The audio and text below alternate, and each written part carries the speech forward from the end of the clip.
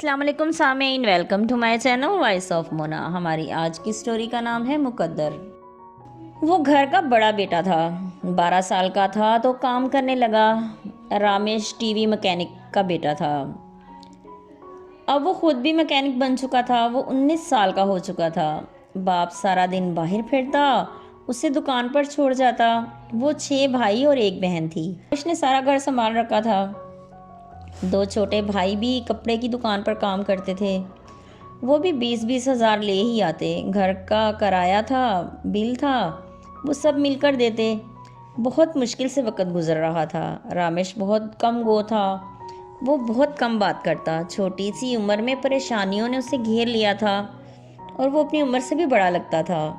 रामेश की खालाजाद की शादी थी। वो लोग नारोवाल जा रहे थे। वो भी सबके इसरार पर साथ जा रहा था। उसका दिल नहीं कर रहा था, लेकिन खाला ने इसरार किया था कि सबको आना है। उसको भी जाना पड़ा। वो पहुंचे तो काफ़ी गहमा गहमी थी। रामेश का दिल नहीं लग रहा था। वो पंडाल में एक तरफ अकेला बैठ गया। काफ़ी मेहमान आ रहे थे। आज मेहंदी का फंक्शन था। एक लड़की आके उसके बराबर वाली टेबल पर बैठ गई। वो बहुत खूबसूरत थी। येलो ग्रीन सूट में वो अच्छी लग रही थी। रामेश की नज़र उससे हट ही नहीं रही थी। अचानक उसने रामेश की तरफ देखा। रामेश एकदम शर्मिंदा हो गया। वो उठकर खुद ही रामेश के पास आ गई। कौन हो आप? मैं रामेश हूँ। ये मेरी छोटी खाला का घर है। अच्छा, ये मेरे ताया का घर है। आप क्या करते हो? मेरा टीवी का काम है, मैकेनिक हूँ। अच्छा, मैं अकेली हूँ। मेरी माँ और मैं, मेरे वालिद नहीं हैं। घर अपना है। मैं सिलाई करती हूँ। एक पोर्शन रेंट पर दिया है, अच्छा गुजारा हो जाता है। वो ऐसे बातें कर रही थी जैसे उसको जानती हो। रामेश ने उससे उसका नाम पूछा। मेरा नाम मरीना है। फिर रामेश की माँ आ गई। उसे भी मरीना अच्छी लगी। उसने बेटे के चेहरे पे खुशी देख ली थी। उसने मरीना से कह दिया, तुम बहुत प्यारी हो, मेरी बेटी बन जाओ। वो हंस दी। फिर मेहंदी की रस्म शुरू हुई। सबने खाना खाया। मरीना उनके पास ही आ गई और उनके साथ ही खाना खाया। फिर वो चली गई। दूसरे दिन बारात आनी थी। आज मरीना ने मैरून सूट पहन रखा था।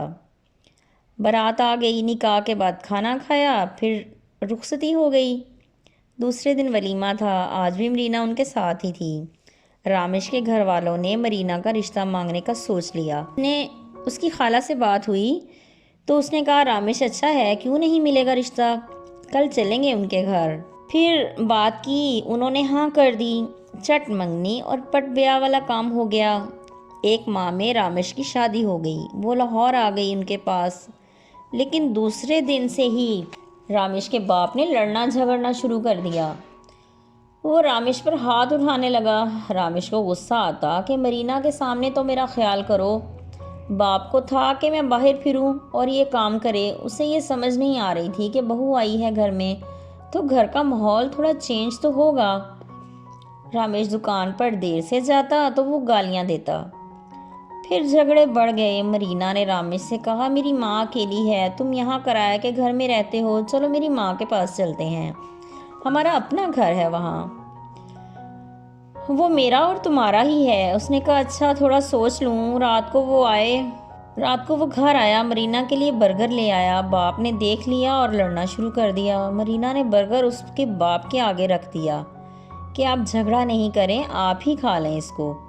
रामेश ने कहा, मुझे अब नहीं रहना आपके साथ। बाहर चला गया। वापस आया तो मरीना से कहा, सुबह 6 बजे निकलना है, मैंने गाड़ी करवा ली है, तुम सारा सामान समेट लो। वो सामान बांधने लगी। रामेश की माँ रो रही थी। सुबह उन्होंने सारा सामान ट्रक में रखा और हमेशा के लिए घर छोड़कर चले गए। रामेश का बाप गालियां और बद्दुआएं दे रहा था तो रामेश को नहीं रोक पाए। रामेश माँ को मिलके चला जाता। 1 साल के बाद उसके घर बेटा हुआ। रामेश की माँ देखने गई। रामेश को उसकी सास ने शॉप भी बना दी थी। वो अपना काम कर रहा था।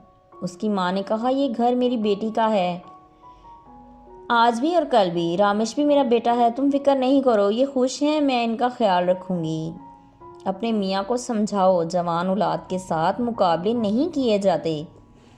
मेरी तो बेटी है, घर से नहीं निकाल सकती। उसको रामेश की माँ ने कहा, मैं तो खुद परेशान हूँ, वो मेरी कोई बात नहीं सुनता। रामेश का मुकद्दर सही है, इसको आप मिल गईं। मैं मुतमईन हूँ, आप मेरे से ज़्यादा इसका ख्याल रखती हैं। वो वापस आई तो शौहर को पता चला रामेश के घर गई थी। उसने खूब मारा और सख्ती से मना किया कि अब ना जाना, वरना मुझसे बुरा कोई नहीं होगा। रामेश की माँ रोए जा रही थी अपने मुकद्दर पर। अब औलाद से भी कोई सुकून नहीं मिलना था। शौहर बदलिहाज और जालिम। वो सोच रही थी कि इंसान ही इंसान का दुश्मन है, ना जीने देता है और ना मरने देता है। जीते रहिए, खुश रहिए। मिलते हैं अगली कहानी के साथ।